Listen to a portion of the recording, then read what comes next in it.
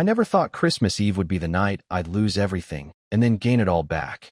As I sit here now, 8 months later, looking at the deed to my house spread across the mahogany desk in my new office, I can still taste the bitter wine that Marcus threw back at me that night.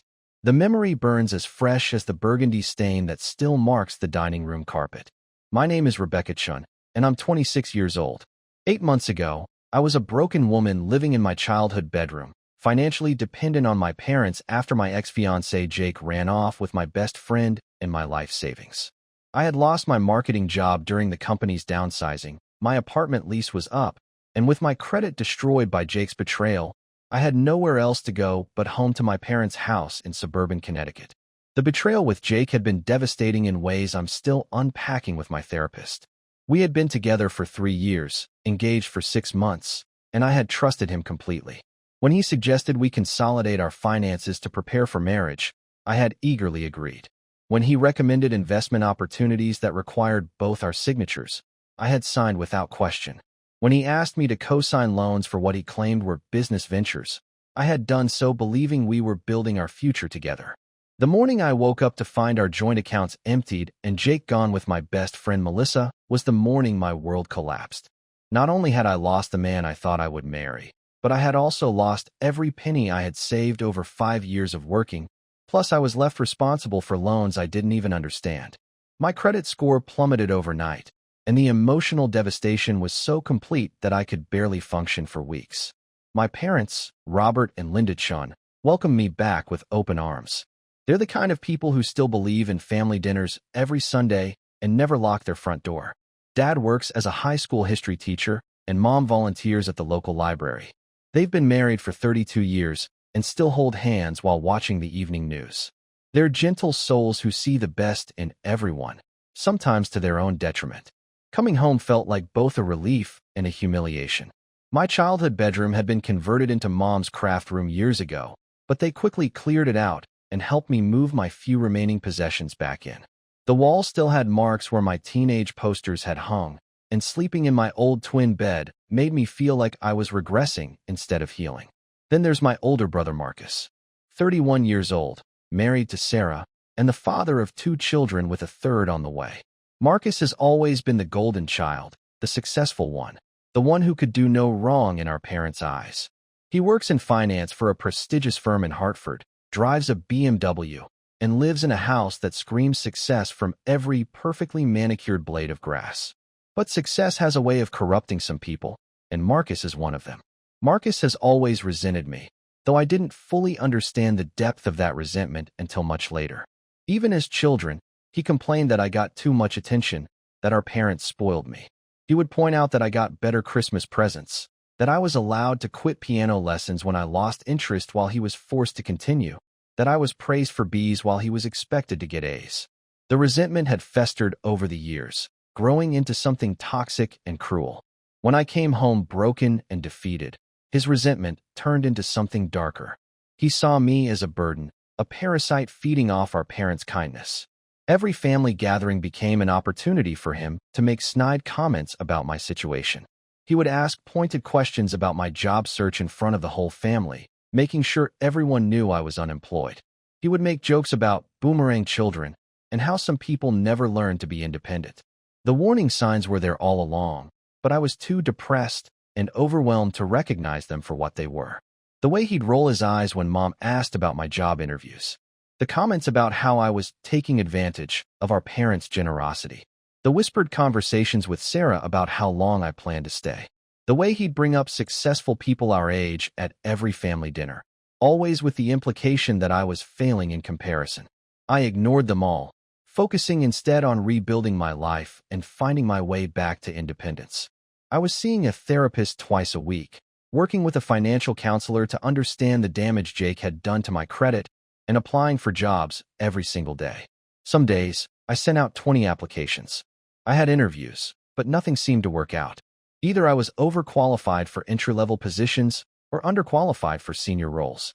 The gap in my employment was growing longer, and each rejection made it harder to maintain my confidence. What I didn't know was that Marcus was actively undermining my efforts behind the scenes. He had somehow gotten access to my email account and was monitoring my job applications.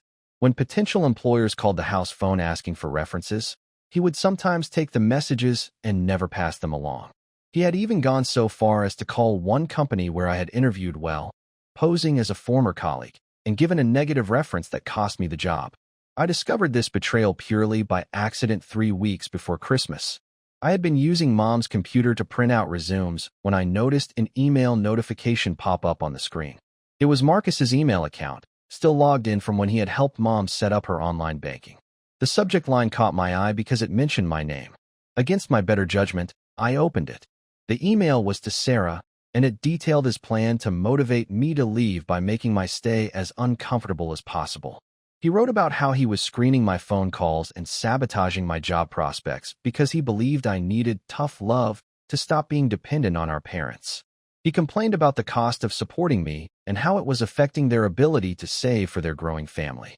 Reading that email was like being punched in the stomach. I had been blaming myself for my inability to find work, questioning my qualifications and my interview skills. I had been spiraling into deeper depression, convinced that I was unemployable and worthless, all while my own brother was actively working against me. I didn't confront him immediately. I was too shocked, too hurt, and frankly too scared of the confrontation. Instead, I quietly changed all my passwords, started checking my voicemail more frequently, and began applying for jobs from the library instead of from home. Within 2 weeks, I had 3 interviews scheduled and 2 callbacks from previous applications that Marcus had apparently intercepted. The discovery of Marcus's sabotage changed something fundamental in me. I realized that I had been accepting his narrative about my situation because I was already so broken down by Jake's betrayal. I had been vulnerable to his manipulation because I was questioning my own worth and judgment. But knowing that he had been actively working against me while pretending to be concerned about my lack of progress filled me with a rage that burned through my depression like acid. Christmas Eve started like any other holiday gathering, but I was carrying this secret knowledge like a bomb waiting to explode. Mom spent the entire day cooking, filling the house with the scents of roasted turkey and cinnamon cookies. She had been so excited to have the whole family together, especially with Sarah's pregnancy, making this potentially their last quiet Christmas before the new baby arrived. Dad hung extra stockings by the fireplace, one for each of Sarah's children. The dining room table was set with Mom's finest china, the crystal glasses catching the light from the chandelier above. Christmas carols played softly in the background, and everything should have been perfect. But I could barely look at Marcus without feeling sick with anger. Sarah arrived with the children around 4 o'clock. Emma, who was 6, immediately ran to me with a drawing she had made of our family. Tyler, who was 4, was more interested in the presents under the tree but gave me a sticky hug that momentarily melted my heart. Sarah looked exhausted, her pregnancy clearly taking a toll on her, and I felt a pang of sympathy for her despite her complicity in Marcus's schemes. We gathered around the table at 6 o'clock sharp, as was tradition. Sarah was visibly pregnant, her hand resting protectively on her swollen belly. The children were buzzing with excitement about Santa's visit, their voices high and animated as they talked about the cookies they had left out and whether the reindeer would eat the carrots they had put outside. Dad said grace, his voice warm and grateful as he blessed our family and asked for continued strength and unity. I should have known those words would prove prophetic. As he spoke about gratitude and forgiveness, I was fighting an internal battle about whether to expose Marcus's betrayal or to wait for a better moment. The conversation started innocently enough. Dad asked about everyone's plans for the new year. Mom talked about the library's fundraising goals and her hopes to organize a literacy program for adults. Sarah mentioned they were looking at preschools for Emma and how nervous she was about managing 3 children. The conversation flowed naturally, punctuated by the children's interruptions and requests for more mashed potatoes. Then Marcus turned to me with that smile I'd learned to dread, the one that looked pleasant on the surface but carried an undercurrent of malice. "Rebecca," he said, his voice carrying a tone of false concern, "I've been thinking about your situation. You've been here for 8 months now. Don't you think it's time to start planning your next move?" I felt my chest tighten, but I kept my voice steady. "I'm looking for work, Marcus. The job market is tough right now." "Is it?" He leaned back in his chair, swirling his wine with deliberate slowness. "Or are you just being selective? I mean, there are plenty of entry-level positions available. Fast food, retail, that sort of thing. Maybe you're just too proud to take them. Sarah shifted uncomfortably in her chair, but she didn't intervene. She never did. I had noticed over the years that she had a pattern of staying silent during Marcus's attacks, only speaking up afterward to offer weak apologies or explanations about his stress levels. I'm looking for something in my field, I replied, trying to keep the irritation out of my voice. I have a degree in marketing and 5 years of experience. It makes sense to try to rebuild my career rather than start over in an unrelated field. Marcus corrected with evident satisfaction. You had 5 years of experience. Now you have 8 months of unemployment. Employers notice these things, Rebecca. They start to wonder what's wrong with someone who can't find work for that long. His words hit their intended target. I had been having the same thoughts, the same self-doubts, especially before I discovered his sabotage. But now I knew the truth about why my job search had been so unsuccessful, and his manipulation made me angrier than his insults. Mom reached across the table and squeezed my hand. Rebecca is doing her best, Marcus. The economy is difficult for everyone right now, and she's been dealing with a lot of emotional trauma from what Jake did to her. The economy is difficult for people who have responsibilities. Marcus shot back, his voice rising slightly. People who have mortgages and children to feed. People who can't just move back in with mommy and daddy when things get tough. The room fell silent except for the soft Christmas music playing in the background. Tyler looked up from his mashed potatoes with confused eyes, sensing the tension even though he didn't understand the words. Emma stopped chattering about her new doll and looked back and forth between the adults with growing concern. That's enough, Dad said quietly, but his voice carried a warning that Marcus either didn't hear or chose to ignore. No, Dad, it's not enough. Do you know what Rebecca's presence here is costing you? The extra utilities, the food, the car insurance since she's on your policy? She's 26 years old, and she's living like a teenager. Meanwhile, Sarah and I are struggling to make ends meet with the new baby coming, and you're supporting a grown woman who refuses to take responsibility for her own life. I felt something crack inside me, like ice breaking under pressure. Refuse to take responsibility? Marcus, I've been applying for jobs every single day. I've had interviews, but nothing has worked out yet. I'm sorry if my temporary situation is such a burden to you. Temporary. Marcus laughed, but there was no humor in it. 8 months is not temporary, Rebecca. 8 months is a lifestyle choice. You're comfortable here, aren't you? No rent, no bills, no responsibilities. Why would you want to leave? Because I want my independence back, I said, my voice rising despite my efforts to stay calm. Because I want to build my own life again. Because I never intended for this to be permanent. Then why is it? Marcus leaned forward, his eyes cold and calculating. Why are you still here, Rebecca? Why are you still taking up space in our parents' house, eating their food, using their resources, while the rest of us are working our asses off to support our families? That's when I made the decision to drop my own bomb. I couldn't hold back any longer. Couldn't let him continue to paint me as lazy and irresponsible when I knew the truth about his sabotage. You want to know why I'm still here, Marcus? Maybe it has something to do with the fact that you've been sabotaging my job search for months. The silence that followed was deafening. Marcus's face went white, then red, then white again. Sarah's fork clattered to her plate. Mom and Dad stared at me with confusion and growing alarm. What are you talking about? Marcus asked, but his voice lacked conviction. I'm talking about the email you sent to Sarah 3 weeks ago, detailing your plan to make my stay here as uncomfortable as possible. I'm talking about the phone calls you intercepted, the messages you never passed along, the negative reference you gave to Patterson Marketing when they called to check on my background. Marcus opened his mouth to deny it, but I continued. I'm talking about how you've been actively working against me while pretending to be concerned about my lack of progress. I'm talking about how you've been manipulating the situation to make me look like a failure while you played the role of the concerned brother. You went through my email? Marcus asked, trying to deflect. Your email was open on Mom's computer, and I'm glad I saw it, because it explained why my job search had been so unusually difficult. It explained why companies that seemed interested suddenly went cold. It explained why I wasn't getting callbacks from interviews that went well. Dad's face was growing redder by the second. Marcus, please tell me this isn't true. Marcus looked around the table, seeing the shock and disappointment on everyone's faces. I was trying to motivate her. I thought if she faced some real consequences, She would be more aggressive about finding work. You thought you'd motivate me by sabotaging me? I asked incredulously. You thought you'd help me by making sure I couldn't get a job? I thought you were getting too comfortable here, Marcus said defensively. I thought you needed a push. You thought you'd give me a push by lying to potential employers about my qualifications? By intercepting my phone calls? By actively working against me while pretending to support me? I was protecting our parents, Marcus said, his voice getting louder. I was protecting them from being taken advantage of by someone who was perfectly capable of supporting herself but chose not to.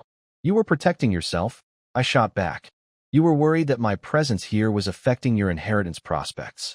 You were worried that Mom and Dad's resources were being spent on me instead of being saved for you. That's not true, Marcus said, but his eyes wouldn't meet mine. Isn't it? Then why did you keep track of every penny they spent on me? Why did you calculate the cost of my food and utilities? Why did you complain to Sarah about how much my presence was costing them? Sarah finally spoke up, her voice quiet and shaky. Marcus, you told me she was taking advantage of them. You said she wasn't even trying to find work. She wasn't trying hard enough, Marcus insisted. She was trying exactly as hard as she could while you were working against her, Dad said, his voice tight with controlled anger. My God, Marcus, how could you do something like that to your own sister? Because she's not really trying to be independent, Marcus said, his desperation making him cruel. Because she's perfectly happy to let other people solve her problems. Because she's always been the spoiled baby of the family who gets bailed out whenever things get tough. Marcus, please, Mom said, her voice shaking. This is Christmas Eve. Can't we just enjoy our dinner? No, Mom, we can't. Because this elephant in the room is crushing all of us. Look at Sarah. She's pregnant with our third child, and we can barely afford the two we have. Do you know why? Because I'm also helping to support my 26-year-old sister who thinks the world owes her something. Sarah finally looked up, her eyes pleading. Marcus, don't do this. Not tonight. Not in front of the children. But Marcus was beyond reason. The discovery of his sabotage had unraveled his carefully constructed narrative, and he was lashing out like a cornered animal. He stood up, his chair scraping against the hardwood floor. You want to know what really bothers me, Rebecca? It's not just that you're taking advantage of our parents. It's that you're teaching your niece and nephew that it's okay to give up when things get hard. That it's okay to let other people solve your problems. That was the moment I snapped. I stood up so fast my chair toppled backward, hitting the wall with a crash that made Tyler start crying. Give up? I didn't give up, Marcus. I was betrayed by someone I trusted, someone I was going to marry. Jake took everything from me and left me with nothing. I came here because I had nowhere else to go, and I'm working every day to get back on my feet despite your efforts to sabotage me. Jake, Marcus said mockingly. Always someone else's fault, isn't it? Maybe Jake left because he realized what the rest of us already know. That you're selfish and irresponsible and always looking for someone else to take care of you. The words hit me like physical blows. I felt Mom's sharp intake of breath, heard Dad's chair scrape as he stood up. Tyler was crying harder now, and Emma had started whimpering. But all I could see was Marcus's face, twisted with years of resentment and cruelty. You don't know anything about what happened with Jake? I said, my voice trembling with rage. You don't know about the nights I couldn't sleep, or the panic attacks, or the way he systematically destroyed my credit and my confidence. You don't know about the depression or the therapy or the medication or the way I've had to rebuild myself from nothing while you were actively working against me. Spare me the sob story, Marcus said. Everyone has problems, Rebecca. The difference is that some of us deal with them like adults. I picked up my wine glass, the crystal heavy in my hand. For a moment, I imagined throwing it at the wall, watching it shatter into 1,000 pieces like my life had 8 months ago. Instead, I threw the wine directly into Marcus's face, the red liquid spreading across his white shirt like blood. The silence that followed was deafening.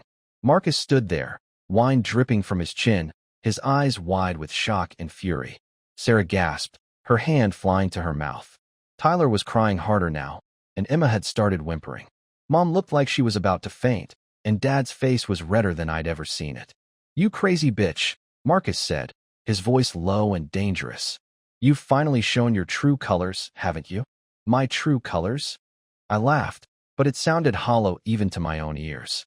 You want to see my true colors, Marcus? Fine. I'm done pretending that your constant criticism and cruelty is just concern for our parents. I'm done listening to you tear me down every chance you get while you sabotage my efforts to rebuild my life. And I'm done apologizing for needing help when my life fell apart. You needed help? Marcus wiped his face with his napkin, his movements sharp and angry. You chose to be a victim, Rebecca. You chose to come running home instead of figuring things out on your own. You chose to become a burden. I chose to survive, I shot back. I chose to accept help from people who love me instead of letting pride destroy me completely. I chose to keep trying instead of giving up, even when my own brother was working against me. You chose the easy path, Marcus said, and now you're making it harder for everyone else. That's when he dropped the bombshell that changed everything. Do you want to know why Sarah and I are really struggling financially, Rebecca? It's not just because we have 2 kids and another on the way. It's not just because of the sabotage claim you're making. It's because I had to take out a second mortgage on this house to invest in a business opportunity that's supposed to set us up for life. The room went completely still. Even Tyler stopped crying, as if sensing the shift in the atmosphere. The Christmas music continued playing, but it sounded distant and surreal. What are you talking about? Dad asked, his voice barely above a whisper. Marcus's face was flushed, whether from the wine or from anger or from the adrenaline of confession, I couldn't tell. I'm talking about taking control of our family's financial future instead of just scraping by. I'm talking about making an investment that could pay off big enough to secure Emma and Tyler's college educations and set us all up for retirement. You mortgaged our house. Mom's voice was so quiet I could barely hear her. I mortgaged what will be our house, Marcus corrected, his voice gaining confidence as he convinced himself of his own righteousness. Or did you forget that you always said the house would go to your children equally when you're gone? I just accessed that inheritance a little early to make it work for all of us. The implications hit me like a freight train. You forged their signatures? I didn't forge anything, Marcus said, but his eyes wouldn't meet mine. I have power of attorney for financial matters. Dad gave it to me 3 years ago when he had that heart scare and was in the hospital for a week. Dad's face went white. That was for emergencies, Marcus. That was in case I was incapacitated and couldn't make decisions. That was never meant to give you permission to mortgage our home. This is an emergency, Marcus insisted, his voice rising. This family is drowning in debt and mediocrity. Emma and Tyler deserve better than watching their grandparents struggle to make ends meet while supporting their unemployed aunt. They deserve security and opportunity. How much? Dad asked, and I could hear his heart breaking in those 2 words. Enough to make a real difference, Marcus said evasively. How much, Marcus? Dad's voice was getting stronger, angrier. $200,000. Mom made a sound like she'd been punched in the stomach. Sarah buried her face in her hands. I felt the room spinning around me, but through the chaos, one thought cut through everything else. What happens if your investment doesn't pay off? I asked. Marcus's silence was answer enough. Jesus Christ, Marcus, Dad said, using language I'd never heard from him before. You could lose our house. You could lose everything we've worked for our entire lives. I'm not going to lose, Marcus said, but his voice lacked conviction. This is a sure thing. My partner has connections, insider information. We can't lose. There's no such thing as a sure thing, I said, and something in my voice must have scared him because he took a step back. You gambled with our parents' home, Marcus. You gambled with the only security they have. I invested in our future, he said, but he sounded like he was trying to convince himself as much as us. You bet against your own family, I said, and you did it while calling me irresponsible. Sarah looked up from her hands, her face streaked with tears. Marcus, please tell me you didn't really do this. Please tell me this is just another one of your schemes to make Rebecca feel guilty. It's not a scheme, Marcus said quietly. The investment is real. The potential returns are real. The risk is minimal. The risk is our home, Dad said, his voice shaking with emotion. The risk is everything your mother and I have built over 30 years of marriage. And the reward is setting up our children for success instead of leaving them to struggle like we have, Marcus shot back. We haven't struggled, Mom said, finally finding her voice. We've been happy. We've been secure. We've had everything we needed. You've been comfortable, Marcus corrected. But comfortable isn't enough anymore. Not with the economy the way it is, not with college costs skyrocketing, not with the cost of healthcare and retirement. So you decided to risk everything without asking us? Dad asked. I decided to take action while you were content to just get by, Marcus said. I decided to use the resources we have to build something better for all of us. That's when Mom collapsed. She just folded in on herself, her hand clutching her chest, her face gray with pain and shock. Dad rushed to her side, but I could see the panic in his eyes as he tried to support her weight. Call 911, Dad shouted, but I was already dialing. Sarah was crying now, and the children were screaming. Marcus stood frozen, staring at Mom with horror on his face as if he was just now realizing the magnitude of what he had done. The paramedics arrived within minutes, but those minutes felt like hours. Mom was conscious but clearly in distress. Her blood pressure was dangerously high, and they were concerned about her heart. As they loaded her into the ambulance, she grabbed my hand with surprising strength. The lockbox, she whispered urgently. In my closet, behind the winter coats. The key is in my jewelry box. You need to know. I squeezed her hand, not understanding, but nodding anyway. I'll find it, Mom. Don't worry about anything right now. Dad climbed into the ambulance with her, leaving me alone with Marcus, Sarah, and the children. The house felt hollow without Mom's presence, like the heart had been ripped out of it. Sarah took the kids to the living room to calm them down, while I helped her clean up the spilled wine and broken dishes. The children were traumatized by seeing their grandmother collapse, and Tyler kept asking if Grandma was going to die. Emma cried quietly while clutching her doll, and Sarah looked like she was about to have a breakdown herself. I was left facing Marcus across the ruins of our Christmas dinner. The table was still set with Mom's good china, but several glasses were broken and wine was soaking into the tablecloth. The scene looked like a battlefield after a particularly brutal war. This is your fault, Marcus said, but his voice lacked its earlier conviction. My fault. I stared at him in disbelief. You put our parents at risk of losing their home, and it's my fault. If you hadn't been here, if you hadn't been a financial drain on them, I wouldn't have had to take such drastic measures. You didn't have to take any measures, Marcus. You chose to. You chose to risk everything our parents have worked for their entire lives on some get-rich-quick scheme. I chose to try to build something better, he said, but he was looking at the floor now. You chose to gamble with someone else's money, I said. And now Mom is in the hospital, and Dad is terrified he's going to lose the only home he's ever known. Marcus opened his mouth to argue, but I held up my hand to stop him. I need to check on Mom. We'll deal with this later. But as I walked toward the stairs, I remembered Mom's urgent words about the lockbox. Something in her voice had been desperate, like she was trying to tell me something important before it was too late. I went to her bedroom and found the lockbox exactly where she'd said it would be. The key was in her jewelry box, tucked behind a pair of earrings Dad had given her for their anniversary. Inside the lockbox were documents I'd never seen before. Property deeds, insurance policies, old tax returns, and at the bottom, a copy of my grandmother's will. As I read through it, my hands began to shake. The house wasn't my parents' to mortgage. It wasn't theirs to leave to Marcus and me equally.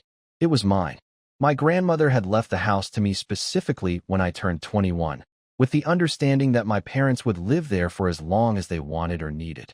The deed was in my name, had been since my 21st birthday 5 years ago. My parents had never told me, probably because they wanted me to feel like their home was just that, a home, not a legal transaction. But there was more. Along with the deed were documents showing that my grandmother had also left me a trust fund that had been managed by the family lawyer. The trust had been growing for 5 years, and it was now worth nearly $500,000. My parents had been the trustees, but control of the funds was supposed to transfer to me when I turned 25. I had turned 25 over a year ago, but I had never been told about the inheritance. My parents had continued managing the trust, using the interest to supplement their income and help support the household. They had been using my own money to support me, and I had never known. Marcus's investment scheme, his second mortgage, his power of attorney, none of it mattered. He had no legal right to use the house as collateral for anything because the house wasn't my parents' to mortgage. He had committed fraud, but more than that, he had risked property that belonged to me while calling me irresponsible and dependent. I sat on my parents' bed, surrounded by legal documents, and felt something shift inside me. For 8 months, I had let Marcus make me feel small and worthless.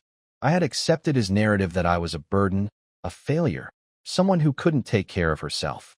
But as I held the deed to the house and the trust documents in my hands, I realized something profound. I wasn't powerless. I had never been powerless. I had been choosing to accept Marcus's treatment because I believed, on some level, that I deserved it. That my failures with Jake had made me less worthy of respect and kindness. But I was wrong. Jake's betrayal didn't define my worth. My temporary setback didn't make me a burden. And Marcus's cruelty said more about him than it did about me. I had resources I didn't even know about, and I had been supporting myself without realizing it. I gathered up all the documents and walked downstairs. Marcus was in the kitchen, trying to clean wine off his shirt. Sarah was still in the living room with the children, but I could hear her on the phone, probably calling her parents to see if they could take the kids for the night. "Marcus," I said, and something in my voice made him look up. "We need to talk." "Rebecca, I'm not in the mood for another fight. Mom's in the hospital, and I need to figure out how to fix this mess." "You can't fix it," I said. "But I can." I placed the deed on the kitchen counter between us, along with the trust documents. "This is the deed to this house. Take a look at the name on it." Marcus picked up the document, his eyes scanning the legal language. I watched as comprehension dawned on his face, followed quickly by disbelief and then panic. "This can't be right," he said. "This house belongs to Mom and Dad." "No, it doesn't. It belongs to me. Grandma left it to me when I turned 21. Mom and Dad have been letting me think it was theirs because they wanted me to feel at home here, not like a landlord." Marcus stared at the deed, his face going through a series of emotions. "But I mortgaged it. I used it as collateral." "Which means you committed fraud," I said, my voice steady despite the racing of my heart. "You used a property you don't own as collateral for a loan. That's a felony, Marcus." "I didn't know," he said, but we both knew that wasn't entirely true. Power of attorney doesn't give someone the right to mortgage property they don't own, and Marcus worked in finance. He should have known to verify ownership. "Doesn't matter," I said. "What matters is what happens next." I placed the trust documents next to the deed. "These are the papers for the trust fund Grandma left me. $500,000 that's been growing for 5 years. $500,000 that Mom and Dad have been managing for me while I thought I was broke and dependent." Marcus looked at the documents, then at me, his face ashen. "You're rich?" "I'm financially secure," I corrected. "I have been all along. I just didn't know it." "But you've been living here for 8 months, taking money from Mom and Dad." "I've been living in my own house for 8 months, being supported by my own trust fund without knowing it," I said. "The irony is that while you were calling me a financial burden, I was actually the one supporting this household." Marcus sank into one of the kitchen chairs. "I don't understand." "You don't understand because you never bothered to learn the truth about the family finances. You assumed that because Mom and Dad live modestly, they were struggling. You assumed that because I needed help, I was worthless. You assumed that because you make a good salary, you were entitled to make decisions for everyone else." "What about your situation with Jake?" Marcus asked weakly. "What about losing your job? What about it?" I asked. "Jake destroyed my credit and took my savings, but he couldn't touch the trust because he didn't know about it. I lost my job, but I could have survived on the trust income if I had known about it. Everything I thought was true about my financial situation was based on incomplete information. The reality of the situation was finally sinking in. I could see it in Marcus's face, the dawning realization that everything he believed about the family dynamic was wrong. "But you didn't know?" he said desperate. "But you didn't know," he said desperately. "You thought you were dependent on them too." "I thought I was accepting help from people who love me," I said. "There's a difference. I was grateful for their support, but I never felt entitled to it. You, on the other hand, felt entitled to risk their security for your own gain." Sarah appeared in the doorway, having finally gotten the children settled in front of a Christmas movie. Her face was puffy from crying, and she looked exhausted. "What's going on?" I heard voices. Marcus looked at her, then at me, then back at her. His mouth opened and closed several times before he managed to speak. "The house belongs to Rebecca. It's not Mom and Dad's to mortgage." Sarah's face went white. "What does that mean?" "It means the investment was built on fraud," I said. "It means Marcus borrowed money using collateral he doesn't own. It means everything he's told you about our family's financial situation is based on lies and assumptions." Sarah sank into the chair next to Marcus, her hand instinctively moving to her pregnant belly. Oh God, what are we going to do? We are going to do nothing, I said. Marcus is going to fix this. He's going to contact his business partner and figure out how to unwind this deal. He's going to take responsibility for his actions. But what if the money is already invested? Sarah asked, her voice rising with panic. What if his partner won't let him out of the deal? What if we can't pay back the loan? Then Marcus will figure out another way, I said. He'll get a second job. He'll sell his car. He'll downsize his house. He'll do whatever it takes to make this right without involving my property. Your property, Marcus repeated hollowly. Jesus, Rebecca, do you realize what this means? It means I own the house you've been living in rent-free for years, I said. It means I own the property you used as collateral for your get-rich-quick scheme. It means I have the power to protect what's mine. And if I can't fix this, Marcus asked, then you'll face the consequences, I said. I'll contact the bank and inform them that the mortgage is invalid because you used fraudulent collateral. I'll contact the police and report that you committed fraud by using property you don't own to secure a loan. And I'll evict you from my house. You wouldn't do that to your own brother, Sarah said, but her voice lacked conviction. My brother wouldn't sabotage my job search while calling me irresponsible, I said. My brother wouldn't put our parents' security at risk for a business venture. My brother wouldn't spend months making me feel worthless while living in my house rent-free. The room fell silent except for the distant sound of the Christmas movie playing in the living room. I could hear Emma's voice asking Sarah's parents on the phone when they were coming to pick them up, and Tyler crying because he wanted his grandmother. My phone rang, breaking the tension. It was Dad calling from the hospital. How is she? I asked. She's stable, Dad said, and I could hear the exhaustion in his voice. They're keeping her overnight for observation. Her blood pressure is still elevated, but they don't think she had a heart attack. They think it's from stress and shock. Thank God, I said. Rebecca, I need to ask you something. Did you find what Mom wanted you to find? I looked at Marcus and Sarah, both of whom were staring at me with desperate eyes. Yes, I found it. And everything is going to be okay, Dad. I promise. There was a long pause. We should have told you years ago about the house and the trust. We just wanted you to feel like it was your home, not your inheritance. We wanted you to feel like our daughter, not our landlord. I understand, I said. And it is my home. It always has been. What about Marcus's situation? Marcus is going to fix it, I said, staring directly at my brother. He's going to make sure that nothing threatens this house or your security. Good, Dad said. I'll be home in the morning after they discharge your mother. We'll talk then. After I hung up, the kitchen was quiet except for the ticking of the wall clock.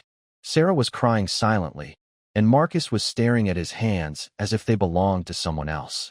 There's something else you need to know, I said, placing the trust documents on the table. The trust fund.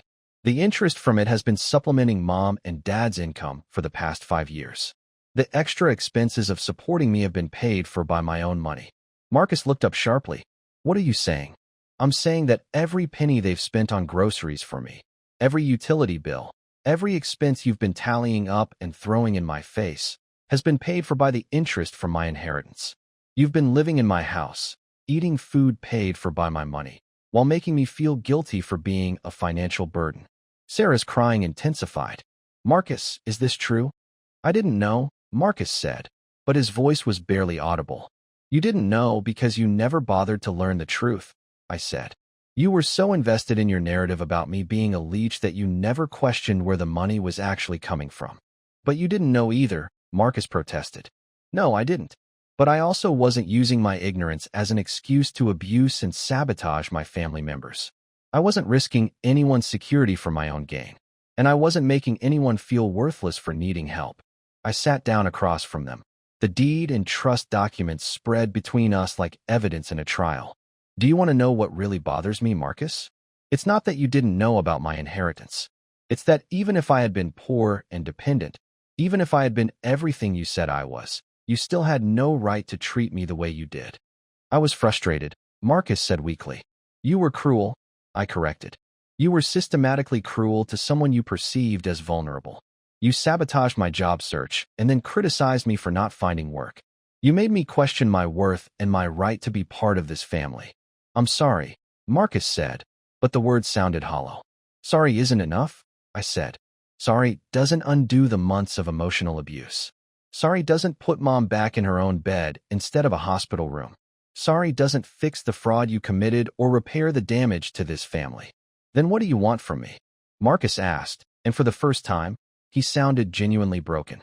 I want you to understand that actions have consequences, I said.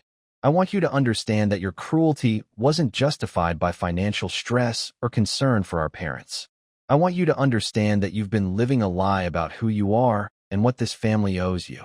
Sarah looked up from her hands. What happens now? What happens to us? That depends on Marcus, I said. He has a choice to make. He can take responsibility for what he's done, work to fix the damage, and learn to treat people with respect. Or he can continue to make excuses and blame other people for his actions.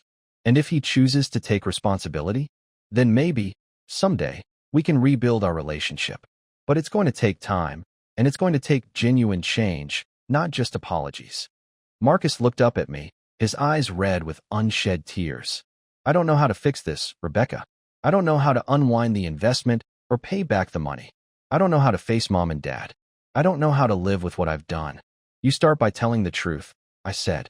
You start by contacting your business partner tomorrow and explaining that you need to exit the deal. You start by figuring out how to repay whatever money you borrowed. You start by taking responsibility instead of making excuses. What if I can't fix it? Then you'll deal with the consequences, I said. But either way, you won't be putting this family at risk anymore. I stood up and gathered the documents. I'm going to the hospital to be with mom and dad. When I get back, I want to see a plan for how you're going to fix this situation.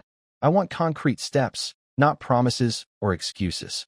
Rebecca, Marcus said as I reached the door. What you said about the job sabotage.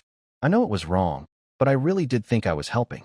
I thought if you faced some real consequences, you would be more motivated to become independent. I turned back to look at him. Do you know what the most damaged part of that logic is, Marcus? It's not that you sabotaged me. It's that you thought independence meant being completely alone.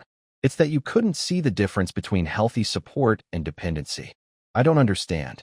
Jake's betrayal broke me in ways that went far beyond financial. He destroyed my ability to trust, my confidence in my own judgment, my belief that I was worthy of love and respect. Coming home to mom and dad wasn't about avoiding responsibility. It was about healing in a safe place with people who loved me. Marcus was quiet, but I could see him processing my words.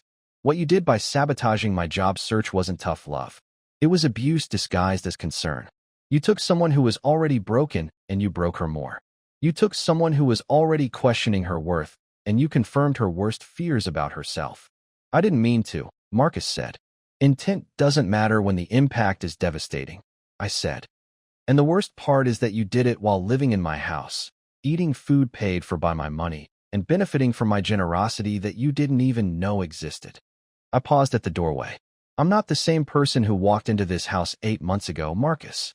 I'm not the broken woman who let Jake destroy her confidence.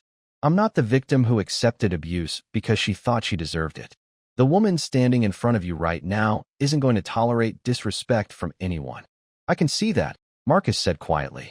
Good. Because when I come back from the hospital, I expect to see evidence that you're taking this seriously. I expect to see a plan for fixing the fraud you committed. And I expect to see some sign that you understand the magnitude of what you've done to this family. The drive to the hospital gave me time to process everything that had happened. My entire understanding of my situation had been turned upside down in the span of a few hours. I wasn't poor. I wasn't dependent. I wasn't a burden. I was a property owner with significant financial resources who had been unknowingly supporting the very people who were making me feel worthless. But more than that, I realized that even if none of the financial revelations had come to light, Marcus's treatment of me had been unacceptable. My worth as a person wasn't determined by my bank account or my employment status. I deserved to be treated with respect and kindness regardless of my circumstances. For months, I had been accepting Marcus's narrative about my situation because I was already so broken down by Jake's betrayal. I had been vulnerable to his manipulation because I was questioning my own worth and judgment.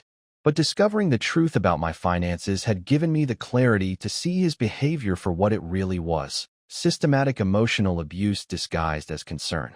When I got to the hospital, I found Dad sitting beside Mom's bed, still holding her hand. She was awake, but looked tired and fragile. The heart monitor beeped steadily in the background, and she had an IV in her arm that was slowly dripping fluids and medication. "How are you feeling?" I asked, kissing her forehead. "Better," Mom said, though her voice was weak. "The doctors say my heart is fine. It was just the shock and stress of everything Marcus said." "I'm sorry," I said.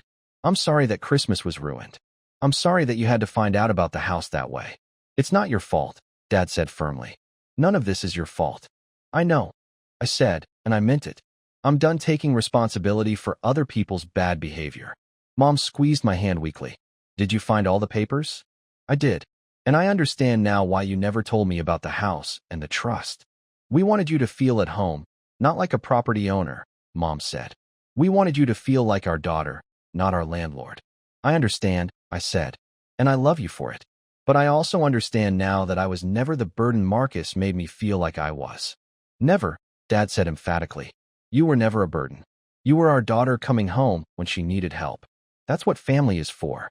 "Marcus is going to fix this," I said. "I've made it clear that the house is off limits for his schemes. He's going to figure out how to unwind whatever deal he made." "And if he can't?" Mom asked. "Then he'll face the consequences," I said. "But either way, your home is safe." "It's your home," Dad corrected gently. "It's our home," I said, "and it always will be." I stayed at the hospital until Mom fell asleep, then drove home through the quiet streets. Christmas lights twinkled in house windows, and the world looked peaceful despite the chaos in my own life.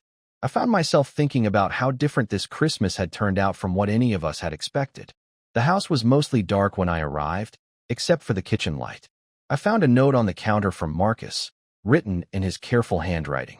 It outlined his plan to contact his business partner first thing in the morning and begin the process of unwinding the investment. He had also written the contact information for the bank that had issued the fraudulent mortgage and a timeline for addressing the legal issues. But more than that, the note contained what seemed like a genuine apology, not just for the mortgage fraud, but for months of cruel treatment, for the job sabotage, for making me feel unwelcome in my own home. It wasn't enough to undo the damage, but it was a start. I went upstairs to my room, but before I went to bed, I looked at myself in the mirror. The woman looking back at me was different from the one who had moved into this house 8 months ago. She was stronger, more confident, more sure of her own worth. But more importantly, she was someone who had learned to stand up for herself. I had spent months believing that I was broken, that I was less than, that I was a burden. But the truth was, I had been healing all along. I had been rebuilding myself, piece by piece, and I had been doing it with the support of people who loved me, funded by resources I didn't even know I had. Jake's betrayal had knocked me down, but it hadn't destroyed me. Marcus's cruelty had hurt me, but it hadn't defined me. I was still standing, still fighting, still believing in my own worth. And now I had the financial security and legal authority to protect not only myself, but also the people I loved. The next morning, I woke up to the sound of Mom and Dad's voices downstairs. Mom had been discharged earlier than expected, and they were home. I found them in the kitchen, making coffee and talking quietly. "How are you feeling?"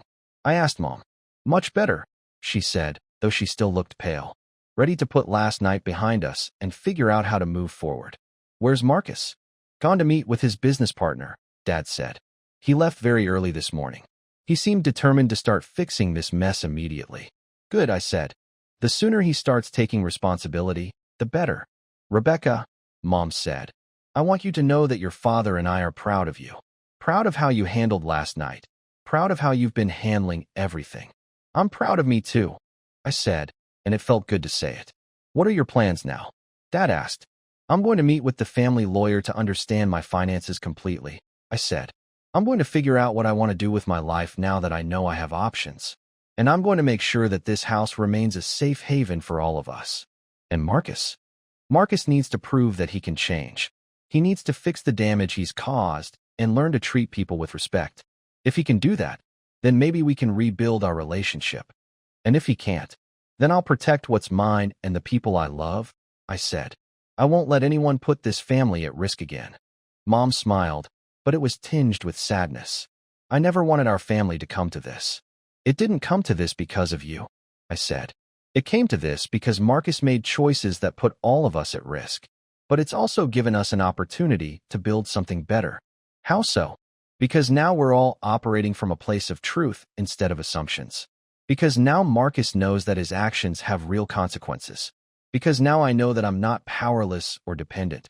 Marcus returned that afternoon with news that his business partner was willing to dissolve their partnership, but it would take several weeks to unwind their investments and return the borrowed money. The partner was angry about the early exit and was demanding penalties, but Marcus had agreed to pay them rather than drag out the process. What about the mortgage? I asked. I contacted the bank and explained that there was an error in the collateral documentation, Marcus said carefully. They're reviewing the situation, but they'll likely demand immediate repayment of the full amount once they realize the house isn't valid collateral. And how will you pay it back? I'm liquidating my retirement accounts and taking out a personal loan, Marcus said. I'm also putting my house on the market and looking for a smaller place we can afford.